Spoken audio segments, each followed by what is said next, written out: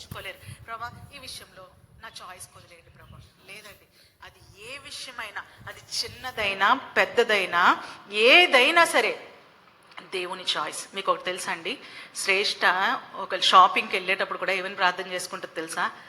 తన అనుభవం అది, ప్రభా నీ చిత్తం నాకు తెలియచేయండి, ఏది కొనుక్కోవాలో కూడా నాకు జ్ఞానం ఇవ్వండి, నీ చిత్తానుసారమే నన్ను నడిపించండి. మా అందరి ప్రార్థన అదే. ఒక షాపింగ్కి వెళ్ళినా సరే దేవుని చిత్తము కోసమే మేము అడుగుతాం. ఒక చిన్నది కొనుక్కోవాలన్నా సరే, ఒక్కొక్కసారి మాకు ఏది అంటే కొన్ని వాల్యుబుల్ కొనుక్కోవాలనుకున్నప్పుడు కొన్ని విషయాల్లో దేవుని చిత్తము తెలుసుకొనే ముందుకు వెళ్తాం. దేవుడు మనతో మాట్లాడతాడు సూటిగా. అలాగే శైని కూడా ఒక్కొక్కసారి చెప్తూ ఉంటుంది తన అనుభవాలు. దేవుడు ఇలా చెప్పాడు మమ్మీ, ఈ వాక్యం వచ్చింది మమ్మీ అంటే దీని ప్రకారం మనము కొనుక్కుందాం. చూడండి, చిన్న చిన్న విషయాల్లో కూడా అందరూ అలా ఉండాలని మేము అనము, అది మా అనుభవం. దేవుని దగ్గర మేము పెట్టుకున్నటువంటి కొన్ని నియమాలు ఉంటాయి. ఆ నియమాల ప్రకారం ఆ చిన్న షాపింగ్ విషయంలో కూడా మేము ఏం చేస్తాం, ప్రభా నీ చిత్తమే, నీ చిత్తమే. అందరూ షాపింగ్ కూడా వెళ్ళేటప్పుడు నీ చిత్తమే ప్రభా, ఇదే కొనుక్కోవాలా అదే కొనుక్కోవాలా నాకు నేర్పించి ప్రభా, నేను వెళ్ళమని నేను అనట్లేదు, ఆ బోధ నేను చెయ్యట్లేదు. తన అనుభవం నేను మీకు చెప్తున్నా. అలాంటిది ఇంకా పెద్ద పెద్ద విషయాలకు వస్తే ఎలా నిర్ణయాలు తీసుకుంటామండి? సజీవయాగముగా మమ్మల్ని మేము కంప్లీట్గా జీరో చేసుకుంటాం. Complete zero. ఇదిగో ప్రభా, సజీవయాగంగా జీరో చేసుకుంటున్నాం. నీ చిత్తముతో, నీ ఆలోచనలతో, నీ ప్రభావంతోనే మమ్మల్ని నింపు. అది ఏదైనా నీ చిత్తమే సిద్ధించును గాక. నీకు ఇష్టము లేనిది ఏదైనా మేము ముట్టకూడదు, మేము తాకకూడదు, మేము ముందుకు వెళ్ళకూడదు. ఇదే మా ప్రార్థన. ఇక్కడుండి నేను చెప్తున్నా, నీ చిత్తము లేనిది ఏది మా దగ్గరికి రాకూడదు. ఇదే మా ప్రార్థన. ఎప్పుడు అదే చేసుకుంటాం.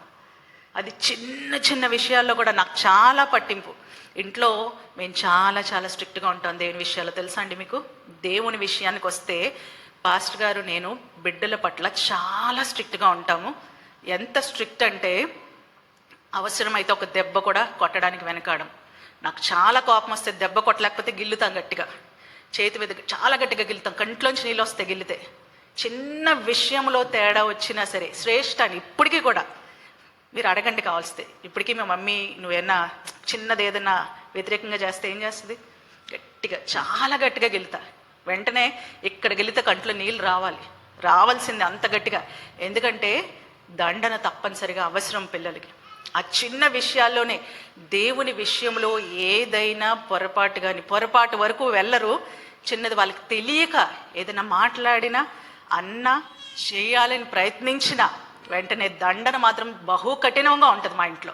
మిగతా విషయాల్లో చాలా ఫ్రీగా వదిలేస్తారు. పాస్టర్ గారు అయితే చాలా ఫ్రీగా వాళ్ళతో ఉంటారు. అన్ని విషయాల్లో చాలా లిబరల్ అనమాట.